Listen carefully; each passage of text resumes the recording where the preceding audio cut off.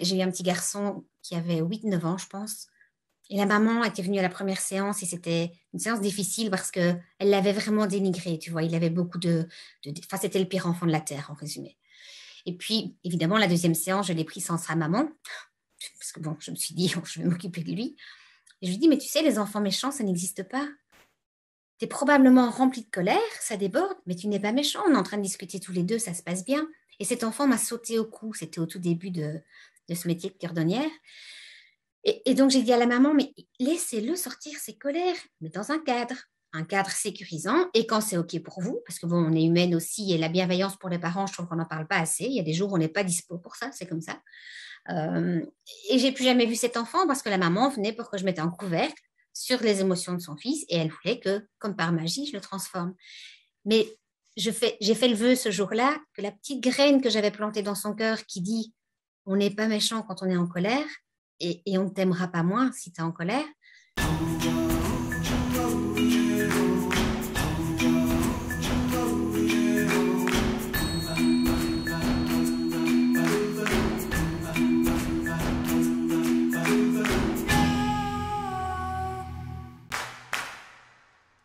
Des enfants qui n'écoutent rien, un enfant qui se met dans toutes sortes d'états pour des petits riens. Il y a de plus en plus d'enfants taxés de difficiles aujourd'hui. Et c'est un sujet qui m'interpelle énormément parce que personnellement, j'ai 3 enfants à fort caractère, des enfants que j'appelle des colibris de la modernité, des enfants qui sont des enfants du nouveau monde, des enfants finalement hypersensibles et qui demandent beaucoup, beaucoup d'énergie. Et pour couvrir ce sujet particulier, j'ai eu envie d'interroger une personne qui me touche beaucoup et que je suis sur les réseaux. Et elle s'appelle Christelle et elle va se présenter. Bonjour Christelle. Bonjour Nadège, donc je m'appelle Christelle, sans grande nouvelle puisque tu viens de nous le dire. Je suis cordonnière, c'est-à-dire que j'aide les enfants à réparer leur cœur.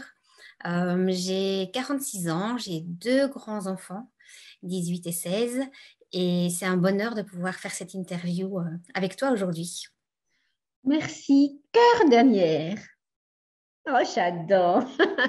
Peux-tu nous expliquer un petit peu d'où est venu ce mot? C'est magnifique. Ben, écoute, a priori, c'est thérapeute en reconnexion émotionnelle chez l'enfant, mais je trouve ça tellement lourd, long et absolument pas parlant.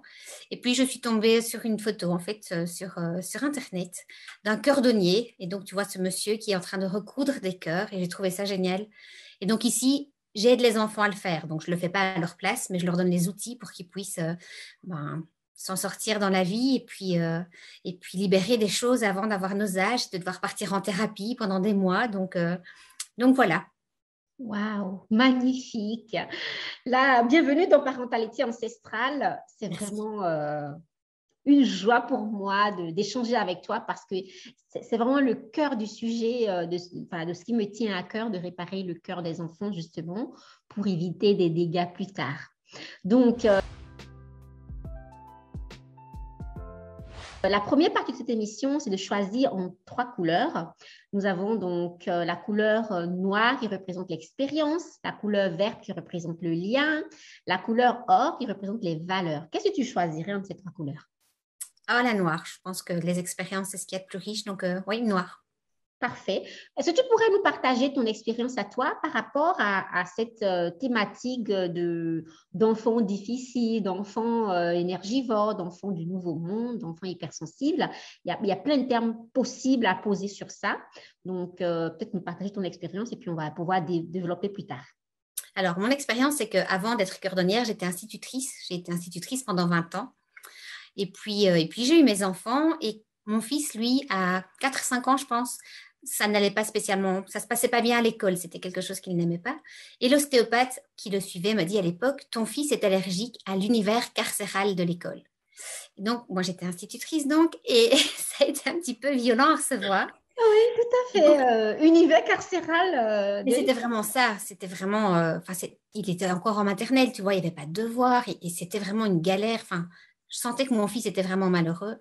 Et donc, j'ai commencé à me renseigner pour lui. en premier. Et puis forcément, moi, j'ai testé des choses avec les élèves de ma classe aussi. Et puis, il y a toujours cette envie d'être avec les enfants, parce que pour moi, c'est nos plus grands maîtres. Et cette envie de transmettre et de partager avec eux. À part que maintenant, je peux le faire comme je veux. Je ne suis plus coincée dans des programmes et ce genre de choses. Donc, c'est un vrai bonheur, quoi. Mais c'est vraiment comme ça que le chemin s'est mis. Et qu'un jour, alors, je résume un peu l'histoire, mais un jour, voilà, je me suis dit, OK, ça se passe bien dans l'enseignement, j'aime beaucoup mon métier, mais là, j'ai vraiment envie d'apprendre d'autres choses aux enfants qu'on n'apprend pas dans les écoles, en fait. Wow. Merci beaucoup pour ce partage où il y a tellement de choses à creuser. Oui. Eh bien, on va partir dans la deuxième partie de cette émission, qui est de découvrir la vision de l'invité. Donc, toi, qu'est-ce qui t'a fait choisir ce métier et c'est quoi un enfant? Quels sont ces enfants dont tu t'occupes? Alors, les enfants qui viennent me voir, dans 99,9% des cas, c'est ce que j'appelle moi les enfants du nouveau monde. C'est-à-dire que ce sont des enfants qui n'ont rien à voir avec qui on a été, nous, quand on était enfants. On n'a pas, même en tant qu'enseignant, c'est la même chose. Les enfants d'aujourd'hui, c'est plus les enfants d'avant. Et tu l'as bien dit dans ton introduction, ils sont taxés d'enfants difficiles. Ils sont pas difficiles. Enfin, ils sont pas difficiles. Ils viennent en tout cas nous montrer que notre système d'éducation et notre système d'enseignement, c'est désuet, ça ne fonctionne plus. Et donc, mon travail, c'est vraiment de les accompagner dans leur sensibilité. C'est en général des enfants hypersensibles, hyper empathes. C'est des vieilles âmes, c'est des enfants qui ont des réflexions d'adultes alors qu'ils sont encore tout mini. Et donc, c'est dans la plupart des séances que je fais ici, c'est de pouvoir reconnaître l'enfant dans qui il est, dans comment il fonctionne et dans ce qu'il traverse et d'aider les parents, évidemment, à les accompagner parce que c'est déstabilisant. Moi, j'apprends tous les jours aussi avec mes enfants qui grandissent. Mais c'est ce qui fonctionnait de notre temps quand on était petite, ça marche plus aujourd'hui. Ça fonctionne plus. Et pour moi, c'est ma vision. Ce sont les enfants qui vont venir changer les choses. C'est des vieilles âmes qui arrivent vraiment pour faire évoluer les choses. Et c'est une mission qui n'est pas évidente parce qu'ils arrivent et ils se heurtent de plein fouet dans la société. C'est super compliqué. Et mon travail, ma petite contribution du colibri, c'est de pouvoir les outiller, leur expliquer les codes de la société pour qu'ils puissent rentrer dans cette société et la changer de l'intérieur. Et pas être marginalisés parce qu'il y a toutes les étiquettes du monde, les enfants difficiles, les 10, les TDA, les TDAH. Pour moi, tout ça, c'est que des étiquettes. Et si on prend la peine de les écouter, ils ont raison, ces enfants. Écoute, j'ai plein de frissons en t'écoutant parce que c'est un sujet que je couvre et que je n'arrête pas d'en parler. Et c'est vrai que ne sont pas nombreuses les personnes qui parlent de ça, que ces enfants, en fait, ils ne demandent qu'une chose, qu'on les écoute, qu'on les accompagne. Souvent, on dit, il n'y a pas de mode d'emploi, il n'y a pas de mode d'emploi pour accompagner des enfants. Moi, je dis c'est faux. Il y a un mode d'emploi parce qu'il suffit de voir si l'enfant il est bien, s'il se sent bien dans sa peau, s'il est épanoui, s'il est heureux et s'il est en joie. Tant que l'enfant se plaint et qu'il a un comportement qu'on ne comprend pas, qu'il refuse ci, qu'il est en opposition pour ça, ben c'est clairement qu'il y a quelque chose qui ne va pas. Et que c'est aux parents, à l'adulte, aux adultes, de dire, OK, son comportement n'est qu'un symptôme de quelque chose qui ne va pas. Comment est-ce qu'on va l'accompagner? Et moi, j'outille les parents. Toi, tu outilles les enfants. Je trouve ça, mais fabuleux, en fait. Quelle belle opportunité. Et donc, comment ça se passe? Quand une maman, elle vient vers toi, qu'est-ce qu'elle te dit d'abord? Ça dépend. C'est des enfants qui viennent beaucoup pour le moment pour des problèmes de sommeil. Après, il y a eu toutes les peurs avec le Covid, toutes les angoisses, les blessures de séparation, d'abandon qui sont vraiment fort ressorties. Ça peut être des enfants qui expriment des colères très fortes et les parents ne savent plus quoi faire. Ils sont perdus avec ça. Pour l'instant, c'est beaucoup ça. C'est beaucoup colère et peur et les problèmes de sommeil. Donc, concrètement, toi, tu l'accompagnes comment? Donc, déjà, quelle tranche d'âge à partir de quel âge est-ce qu'on peut venir vers toi? Moi, je travaille déjà in utero, donc ça, c'est cool avec la communication connectée. Par exemple, des bébés, enfin, je sais que pendant le Covid, j'ai accompagné des mamans comme ça qui y arrivaient à terme mais qui avaient peur d'accoucher, de devoir aller à l'hôpital, tu vois, avec ce virus et le bébé ne venait pas. Et donc, c'est aller communiquer avec ce bébé et puis rassurer le bébé et la maman. Et puis, en général, la plus grande, elle a 16 ans. Donc, elle avait 14 ans quand elle est venue me voir la première fois. Et puis, je reste un petit peu en renfort caisse, tu vois. Quand ils grandissent, il y a un petit quelque chose qui ne va pas, ils reviennent vers moi. Et donc c'est vraiment tous les âges. C'est ça qui est vraiment super. Et donc, c'est en séance individuelle ici ou avec les parents. Ça dépend des soucis, ça dépend de la relation. Enfin, c'est à la carte, tu vois, c'est vraiment un travail sur mesure, taillé pour chaque enfant. Et tu parlais de mode d'emploi tout à l'heure. Je pense qu'il y a un mode d'emploi par enfant. Donc, Absolument, mais oui, c'est l'enfant qui détient son mot d'emploi, bien sûr. tout à fait, tout à fait. Moi, j'ai 3 enfants, 3 sensibilités différentes, 3 particularités différentes. Et s'il y a un mot d'emploi, est-ce qu'il est bien? Est-ce qu'il est épanoui en joie? Est-ce qu'il saute? Est-ce qu'il est plein de vie? Si oui, tout va bien. Mais autrement, ça ne va pas. Et quand ça ne va pas, c'est pas, oui, mais c'est pas normal. Un enfant devrait faire ci, faire ça, faire ça. Non, c'est OK. Qu'est-ce qui ne va pas? Comment est-ce que je vais l'accompagner? Donc, je pense que tu partages la même vision, je suppose. Oui, tout à fait. Et quand j'étais enseignante, donc moi j'étais chez les petits en première primaire, donc les enfants de 6 ans. J'avais un petit garçon dans ma classe. Une anecdote que j'aime bien raconter parce qu'elle est vraiment révélatrice. Un petit garçon dans ma classe qui est arrivé, il savait déjà quasiment lire, écrire, donc il était déjà bien avancé par rapport au programme. Par contre, un enchaînement de consignes, c'était difficile, tu vois. Et un jour, je dis, mais enfin, je ne comprends pas comment tu arrives à faire plein de choses et ça, qui pour moi me semblait plus simple, ça marche pas, quoi. Et il m'a répondu avec ses beaux yeux bleus, là, il m'a dit, ben, tu sais, j'en ai marre qu'on me dise ce qu'on a à faire, enfin, ce que j'ai à faire. Et donc, tu sais, en adulte bien cadré à l'époque, j'écoute mon grand, si tu crois que moi, je fais ce que je veux quand je veux, enfin, les adultes, c'est pareil, on n'a pas toujours le choix. Et puis, j'ai un petit peu réfléchi à ça, évidemment, et c'était il y a une paire d'années, tu sais ça. Et puis, je me dis, du moment où les enfants se lèvent, et encore, ils ne se lèvent pas, on les réveille. Après, c'est les parents qui disent, hein, tu dois aller déjeuner, t'habiller, te brosser les dents, préparer la collation, mettre tes chaussures. À la garderie, on leur dit ce qu'ils ont à faire. À l'école, à la récréation, ils peuvent jouer, mais pas n'importe comment non plus. Ils reviennent à la maison et ça recommence. Et donc, le lendemain, ce que j'ai fait, c'est que j'avais 2 activités. J'avais une feuille d'écriture et une colonne de calcul, je pense. Et je leur ai dit, voilà, vous avez une demi-heure pour faire les 2 activités. Vous faites comme vous voulez, écriture, puis calcul, vous passez de l'un à l'autre, je veux rien savoir, mais à 10 heures, tout doit être fini. Et allez, à part peut-être 1 ou 2 élèves qui n'avaient pas terminé, tout le monde l'a fait et ça s'est super bien passé parce que cet enfant s'est dit, je peux choisir ce que je vais faire. C'était une illusion de choix puisque de toute façon, il obtenait, enfin moi j'avais mon objectif qui était atteint et lui, il n'avait pas eu l'impression que je lui dictais à nouveau ce qu'il avait à faire. Mais cet élève-là m'a fait grandir. Mais si je ne m'étais pas posée par rapport à sa réflexion, j'aurais juste dit que c'était un enfant insolent, que franchement, ce n'était pas le genre de réflexion à 6 ans. Et puis, il avait son étiquette sur le front et je le passais à la classe suivante, tu vois. Donc, c'est prendre le temps de les écouter. C'est vraiment comme si c'était, on imagine que ce soit des enfants d'une autre planète qui arrivent et il faut vraiment comprendre comment ils fonctionnent. Et si on prend la peine de les écouter, ça ne veut pas dire faire tous leurs caprices, bien sûr, mais si on prend la peine de les écouter, 9 fois sur 10, c'est OK. Juste de dire à l'enfant, mais je vois que tu es en colère là parce qu'il y a un truc qui ne va pas, ben, je vois que ça réveille une grosse colère chez toi. Et pour ça, ça veut dire qu'on doit être au point, nous, les adultes.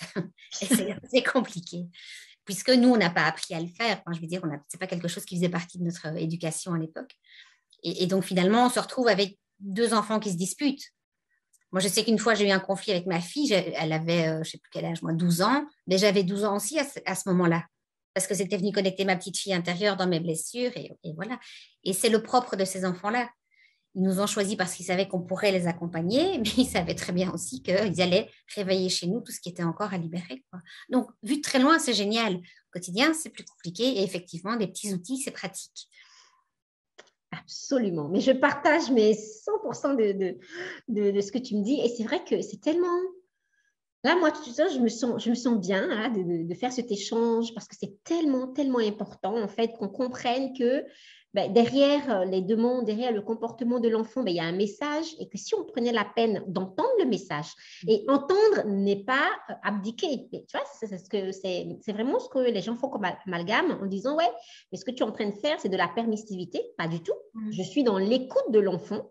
Comme tu as fait, on peut poser un cadre. Le cadre étant, par exemple, comme tu as fait exactement, de dire, voilà, pour X heures, il faut que ce soit fait.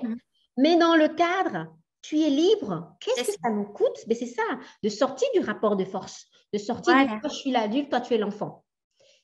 Et voilà, de poser un cadre clair et de laisser l'enfant s'exprimer dans son cadre. Et c'est tout. Très souvent, ça résout la plupart des conflits, en fait.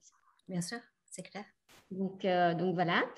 Mais donc, tu n'accompagnes jamais les parents parce qu'en fait, moi, je dis souvent aux parents, moi, je travaille avec les parents parce que je me dis, Quand tu accompagnes un enfant avec des outils, tu l'aides, c'est super. Mais tant que le parent ne rentre pas dans cette posture d'écoute, d'acceptation de l'identité de l'enfant, de l'acceptation dans son paradigme que l'enfant a une personnalité, qu'il a un être complet et indépendant de lui. Parce que pour moi, en tout cas, ce que je rencontre beaucoup dans mon travail, c'est que souvent les mamans, leurs enfants sont leur bulletin de bon comportement. Donc, quand mon enfant se comporte bien, je suis une bonne mère. Quand Voilà. mon enfant se comporte mal, ça veut dire que je ne suis pas une bonne mère. Donc, du coup, elles se mettent une pression de dingue pour que l'enfant se comporte bien afin qu'on puisse dire qu'elles, elles sont bien.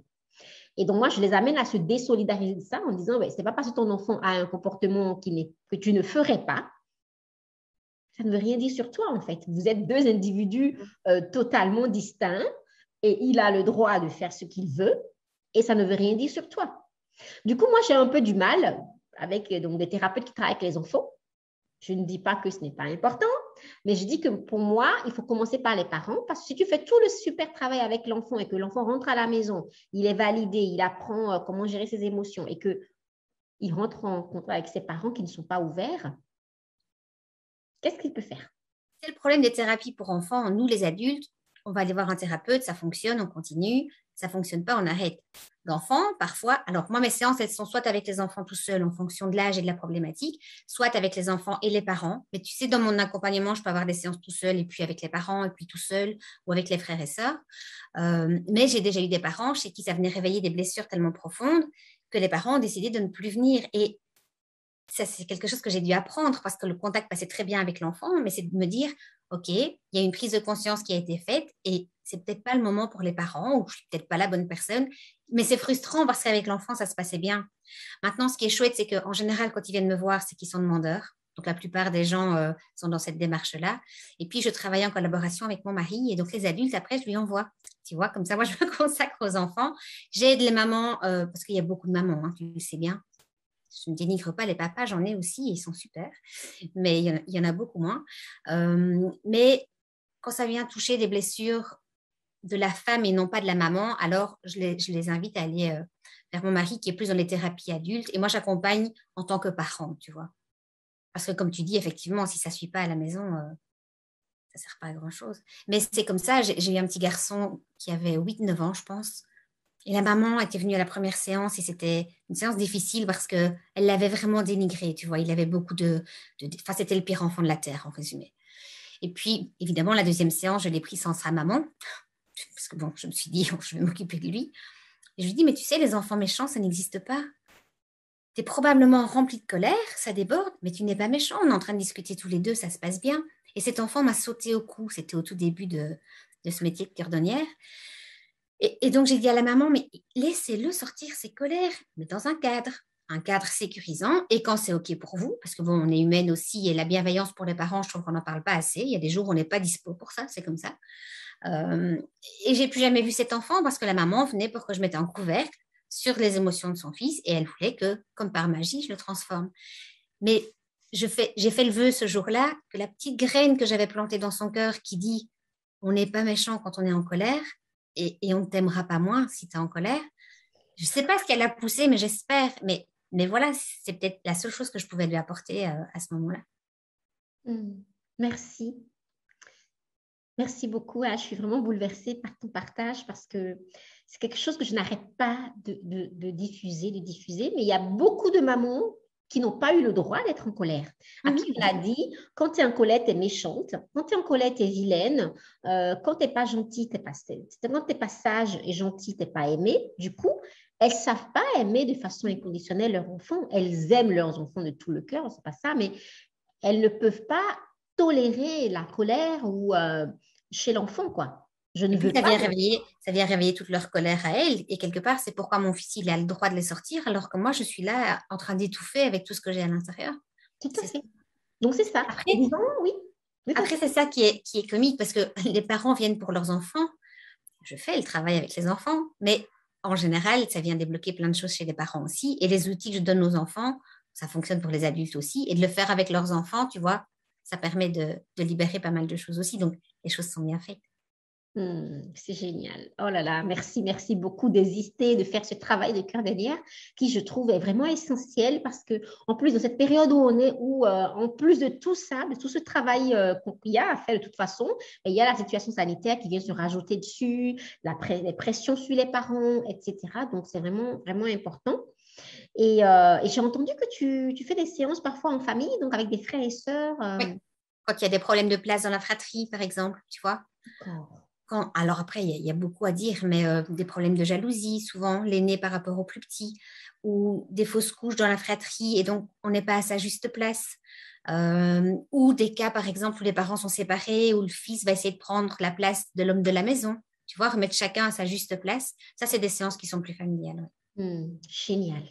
Mais dis-moi un peu quels sont les symptômes en général qui viennent. Tu peux catégoriser un peu. Comment est-ce qu'une maman va savoir il est temps de consulter? Voilà, est-ce qu'il y a des symptômes? En général, la porte d'entrée, c'est les émotions. C'est vraiment par là que ça passe.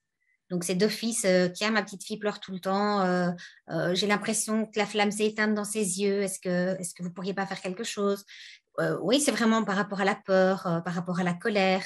C'est surtout c'est vraiment le sas d'entrée, c'est les émotions, quoi. C'est ça. Et donc, ça touche un petit peu tous les bobos des enfants. Alors, je dis bobo, c'est très réducteur, parce que souvent, les disputes, par exemple, à la récréation, souvent aussi, ça, où on va dire, oui, mais ils sont petits, ça va passer. Ben non, une dispute dans une cour de récré, c'est comme si nous, on était en dispute avec des gens qu'on aime. Enfin, c'est compliqué, quoi. C'est vraiment, mon premier objectif, moi, c'est que l'enfant puisse trouver un espace où il se sent entendu et reconnu dans qui il est. Si après je peux donner des outils, génial. Si après je peux libérer des blessures, c'est encore mieux. Mais je veux juste qu'ils puissent venir se déposer ici. Et tu as parfois des séances où les enfants viennent, ils ont juste besoin de vider, comme je dis, les poubelles de leur cœur et pour se sentir mieux après. Donc on n'est pas en mode sauveuse, je répare les cœurs de tous les enfants, on n'est pas là-dedans, tu vois, on est vraiment d'abord dans cette écoute et puis dans cet accompagnement et alors en énergétique de pouvoir libérer ce qui est possible de libérer, quoi. Waouh, merci beaucoup. Je pense que tu fais le métier le plus important de la Terre. Est-ce que tu en as conscience? Je ne sais pas, mais en tout cas, je m'éclate. Je trouve ça merveilleux. Moi, j'apprends tous les jours avec les enfants que je reçois. Donc, je m'auto-forme, tu vois, de jour en jour. Et puis, ça me permet de me rendre compte de certaines choses chez moi aussi. Et c'est très chouette. Et pour l'instant, voilà, il y a pas mal d'enfants qui arrivent, qui sont hypersensibles, qui viennent pour ça, pour leur hypersensibilité. Des enfants qui sont super connectés. Et donc, c'est un honneur pour moi de pouvoir faire un bout de chemin avec eux, quoi. C'est vraiment chouette. Waouh. Est-ce que tu pourrais nous décrire un petit peu pour toi les caractéristiques de l'enfant sensible, de l'enfant du nouveau monde? Alors, Si tu mets dessus, s'il te plaît? c'est des enfants qui vont avoir une grande sensibilité, une hypersensibilité. Elle peut être physique, donc ça. Alors, le classique, c'est l'étiquette du pull qu'il faut absolument enlever parce que ça gratte dans le cou. Les coutures des chaussettes à l'envers, c'est ingérable. Une matière de pull qui va gratter, ça va pas être possible non plus. Enfin, donc, au niveau physique, Ouais, ça me touche parce que j'ai un de mes fils. Alors, non seulement il fallait choisir des bonnes chaussettes, mais en plus, il avait une façon de le mettre. Donc, du Ah coup, oui. déjà, je pense qu'à 9 mois, il tripotait tout le temps ses chaussettes parce qu'il fallait que ça rentre bien au niveau du pouce, tu vois. Et même maintenant, il a 6 ans, il le met tout seul et il faut qu'il passe 1 minute Ah oui. à Mhm. tellement réajuster pour que ce soit bien mis. Oui, Voilà. mais c'est pas des caprices, Ah non, c'est vraiment vrai. Ça veut dire qu'au niveau de leur peau, enfin, moi je suis hypersensible aussi, c'est quelque chose qui est ingérable. Moi, je peux changer 4 fois de tenue si je me sens pas bien dedans. Et le lendemain, je peux en mettre complètement une autre, tu vois. Moi, mon fils, par exemple, chez le coiffeur, c'était une catastrophe. Pourtant, couper les cheveux, ça fait pas mal. Mais voilà, ça venait toucher. Et donc, c'est des enfants qui vont avoir beaucoup plus mal, par exemple, tu vois, parce qu'ils ont cette sensibilité qui est vraiment exacerbée. Et elle concerne les 5 sens. C'est des enfants qui vont être capables de voir des choses que les autres ne voient pas. Ça peut être des enfants qui voient des choses la nuit. Ça peut être des enfants qui entendent des bruits, qui ont des amis imaginaires, je mets des guillemets, hein, parce que bon, on sait un peu ce que c'est les amis imaginaires. C'est des enfants qui sont hyper empathes, donc ils vont prendre les émotions de tout le monde. Donc ça aussi, c'est un travail d'accompagnement, de leur dire c'est un super pouvoir, mais je vais t'expliquer comment il fonctionne, parce que sinon, c'est une vraie galère. C'est des enfants qui ont un sens de la justice super aigu. La blessure d'injustice, c'est terrible que ça les concerne eux, leurs proches ou même des gens qui ne connaissent pas, hein. C'est quelque chose. Là, j'en ai eu un de 8 ans qui me dit, mais je ne comprends pas comment on peut voler, quoi. Je ne comprends pas comment dans une classe on peut venir voler un truc dans un plumier. Et tu vois que c'est quelque chose qui le dépasse, quoi. C'est des enfants qui ont. Enfin, je peux t'en parler pendant des heures, hein. C'est Oui, des enfants vas-y. qui ont une grande maturité. C'est ça. Tu vois, ils ont des réflexions. Moi, je sais que mon fils, il avait ouais, 4-5 ans. Ils ont rentré de l'école, mais tu vois, fin de semaine, tu es bien fatigué, tu n'as qu'une envie, c'est de te poser. Et dans la voiture, il m'a dit, est-ce que tu crois que c'est Dieu qui a créé le monde, maman, ou le monde qui a créé Dieu? Toi, tu es au volant de ta voiture et tu te dis, mais qu'est-ce qui m'arrive? Tu vois, c'est des enfants qui ont des... Et ma fille, pareil, enfin, je vais dire, c'est arrivé plein de fois où je les ai regardés en disant, ah oui, quel âge as-tu déjà? Tu vois, c'est des petits sages, quoi, vraiment. Qu'est-ce que je peux te dire d'autre? C'est des enfants qui sont fort touchés par les grandes causes. Les causes de l'environnement, par exemple. J'ai une jeune fille ici qui était défaite parce qu'elle avait entendu que les ressources de la Terre étaient arrivées à terre, mais elle dit, mais comment ça se fait qu'on ne fait rien? Mais elle n'endormait plus la nuit, elle voulait trouver une solution. Ils se sentent impuissants souvent parce ils captent beaucoup de choses, ils comprennent beaucoup de choses, et parce qu'ils sont enfants, ils ne peuvent pas agir. Et ça, c'est super compliqué pour eux. Ils se sentent impuissants et puis après, ils se sentent rejetés parce qu'ils se sentent différents des autres. Et ils le sont. J'aime pas le terme différent, moi je dis unique, mais c'est vrai qu'ils ne fonctionnent pas comme tous les enfants. C'est juste expliquer qu'il y a un mode de fonctionnement différent. Il n'y en a pas un qui est mieux que l'autre. Donc, qu'est-ce que je pourrais encore... Enfin, voilà, il y a encore plein de choses que je pourrais te dire, mais en gros, c'est les caractéristiques de ces enfants-là. Merci beaucoup. Tu vois, là, rien qu'en citant ça, je pense que les personnes qui regardent cette émission pourront peut-être reconnaître leurs enfants parce que parfois, on ne se rend pas compte.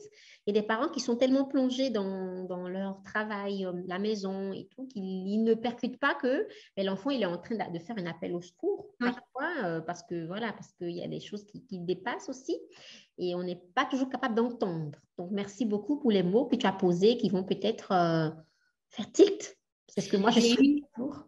J'ai eu la chance, l'opportunité d'interviewer Pierrick Martinez qui a créé cette BD Enfants hypersensibles. Donc là, voilà, je viens de la faire, l'interview, je dois encore faire le montage, mais lui est hypersensible, il a créé cette BD pour aider les enfants et leurs parents, tu vois, dans cet accompagnement. Et lui, il en parle vraiment. L'interview n'est que sur ce côté-là, tu vois, sur l'hypersensibilité. Elle n'est pas encore sortie, mais je pense que là, les parents pourront vraiment aller piocher aussi, tu vois, plein de chouettes choses. Je mettrai le lien avec cette vidéo, comme ça, Ok. ils pourront aller regarder l'interview. Et ce sera pour octobre, hein, je pense. Donc, je spoil un petit peu la vidéo d'octobre.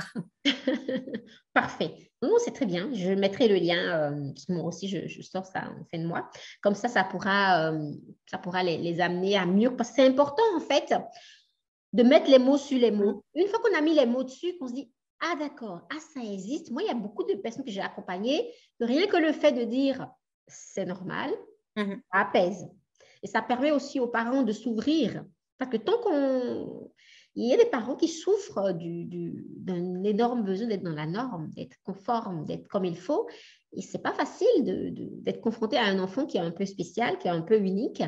Et ils ont alors très, très envie de comprendre ça. Et quand on met les mots dessus, Ah, mais parfois, c'est le moment où il faudrait faire la photo des parents à ce moment-là, hein, parce que les parents sont en plein bug. Ils me disent, ah ben c'est vraiment ça. Limite, comment vous le savez, quoi, tu vois? Parce que dans la description, c'est tip top.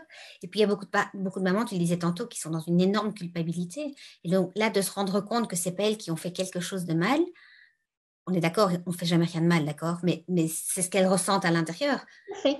Et donc, Tout à fait. Moi, souvent, je dis, alors j'ai eu fait une vidéo récemment où j'ai appelé Nos erreurs de maman.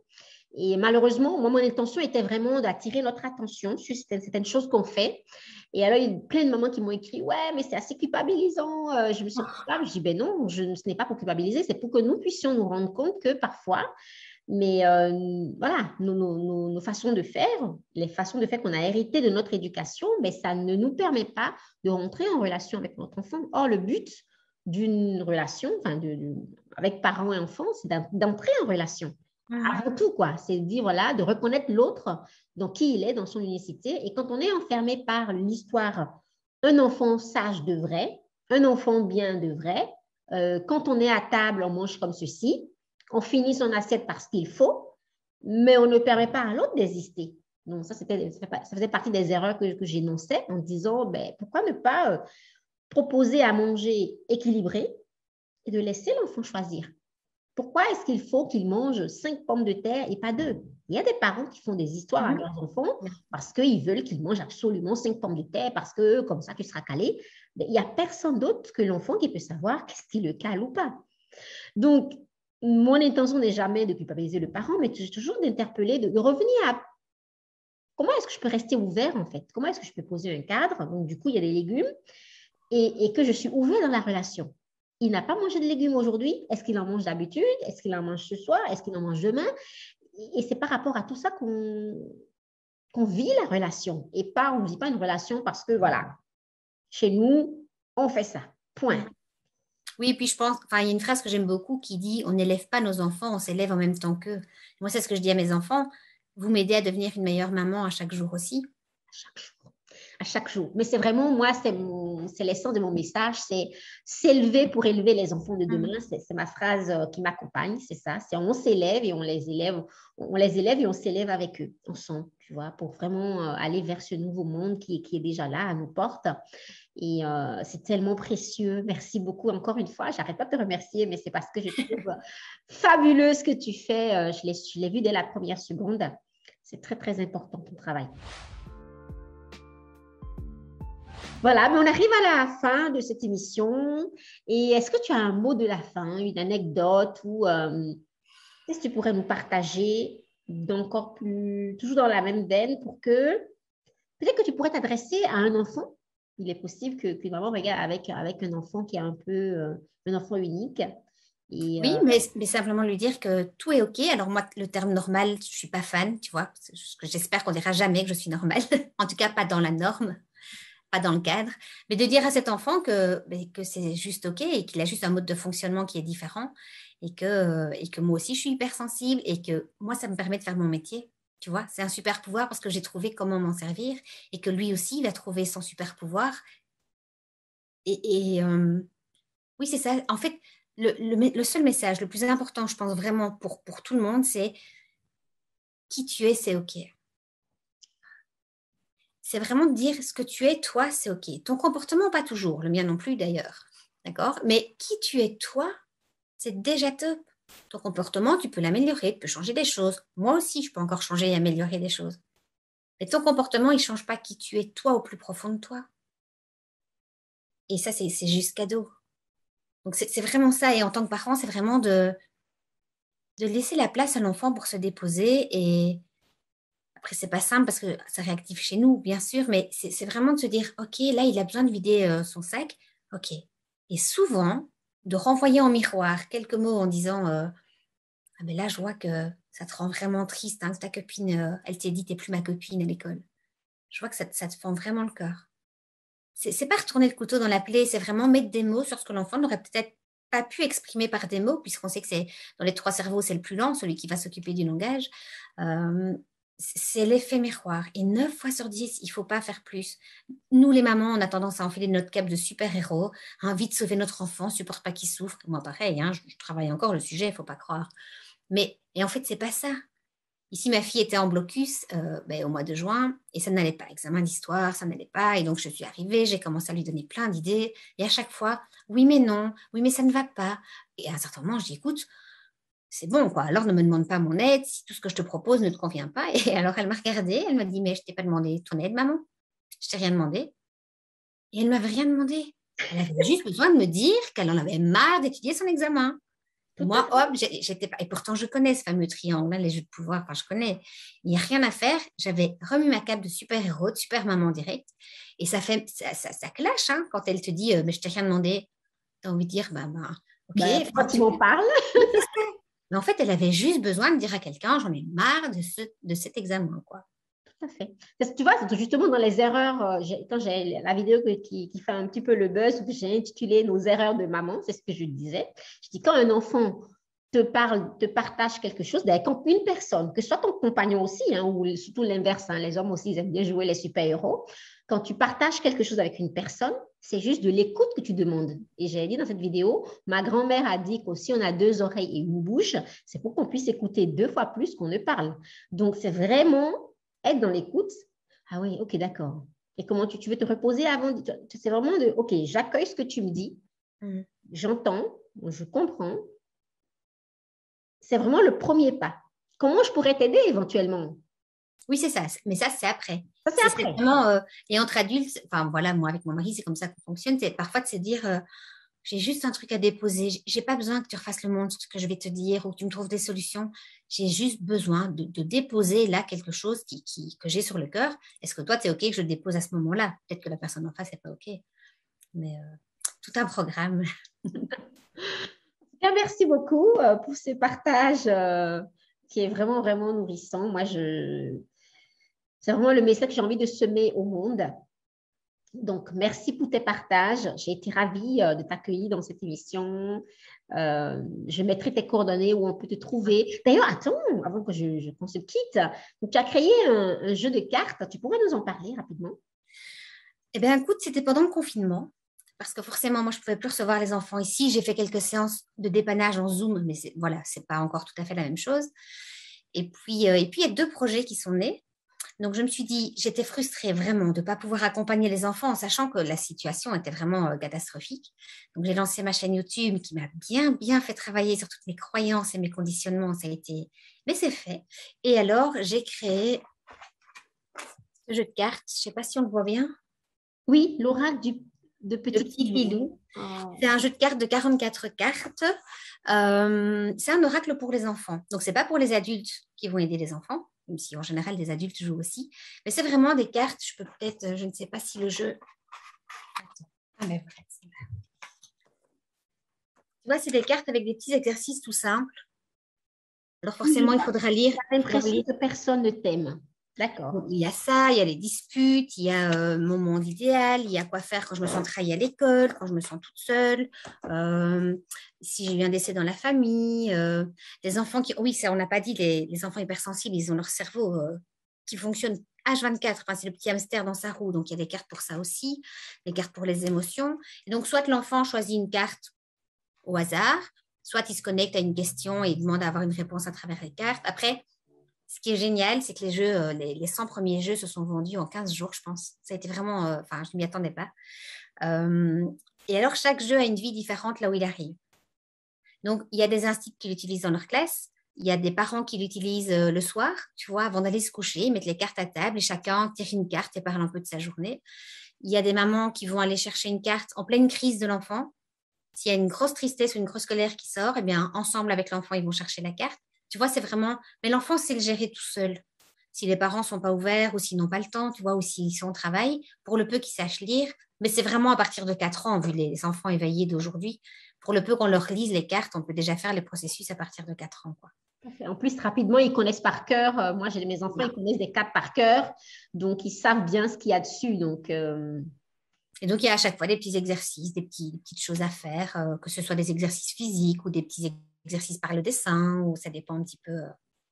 Enfin, c'est varié, quoi. Et donc, voilà, c'était un truc hallucinant parce que je crois que les 44 cartes sont descendues en une demi-heure. 2 jours plus tard, j'avais écrit les textes.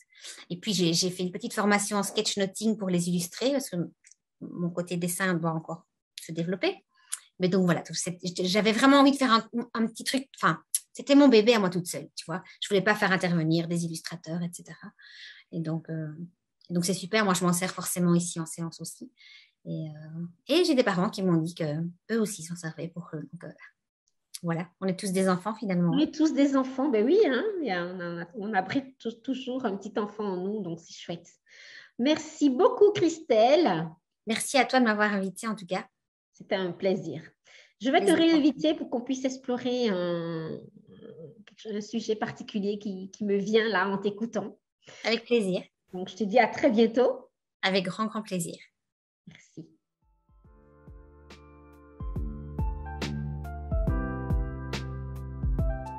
Si tu as aimé cette vidéo, n'hésite pas à liker, commenter, partager, abonne-toi, active la cloche de notification et si tu as envie de passer de maman réactive qui n'est pas satisfaite de sa vie de femme et de maman actuellement à maman souveraine, celle qui prend soin, une maman consciente, présente, bienveillante, dans la barre de description de cette vidéo, découvre la pause sacrée de maman.